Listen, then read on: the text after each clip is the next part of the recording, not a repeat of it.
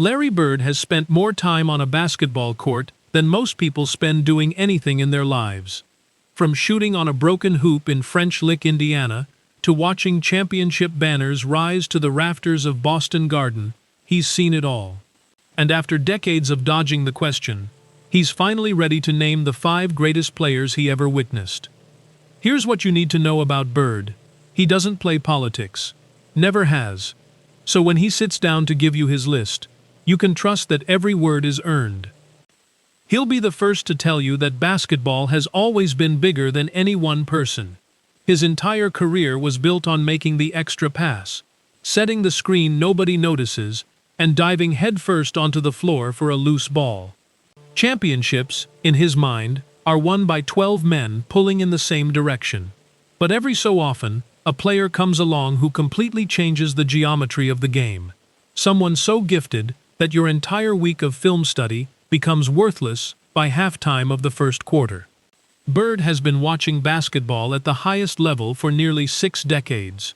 He's competed against Hall of Famers, sat beside them on the bench, and stared them down in the biggest moments the sport has to offer. He says picking the single greatest was never the hard part. The real challenge was deciding who fills out the rest of the top 5. Coming in at number 5 is Bill Russell, the soul of Celtic pride. 11 championships in 13 seasons is a record Bird believes will stand forever. What separated Russell wasn't scoring.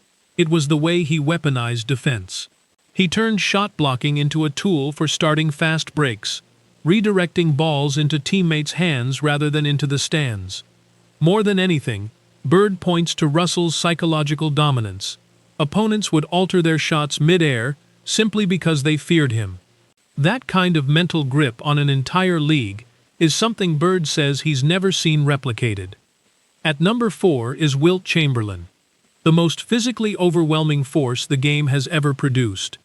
Bird was just a kid in Indiana when Wilt scored 100 points in a single game. Even watching old footage decades later, those numbers feel impossible. Wilt forced the league to literally rewrite its rulebook. They widened the lane, adjusted goaltending rules, and changed free throw regulations just to give everyone else a fair shot. Bird's point is simple. When the rules of the sport have to change because of one man, that man belongs near the top of any list. Third goes to Magic Johnson, Bird's greatest rival and, in his own words, his brother. Their battle began in the 1979 NCAA championship game and defined an entire decade of professional basketball.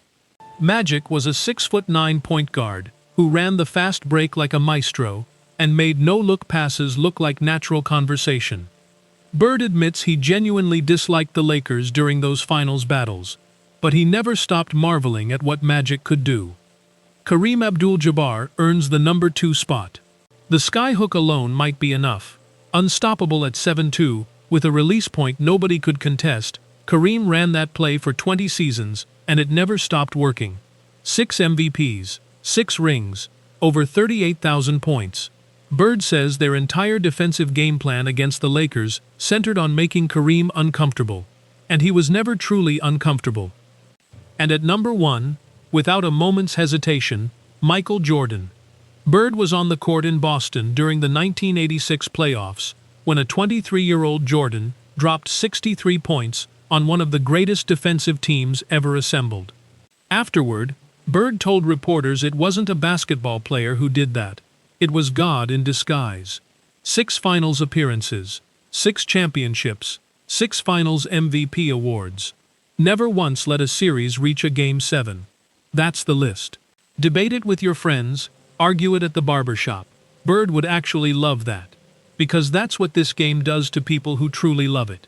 If this kind of unfiltered basketball conversation is your thing, hit that like button and subscribe so you never miss an episode.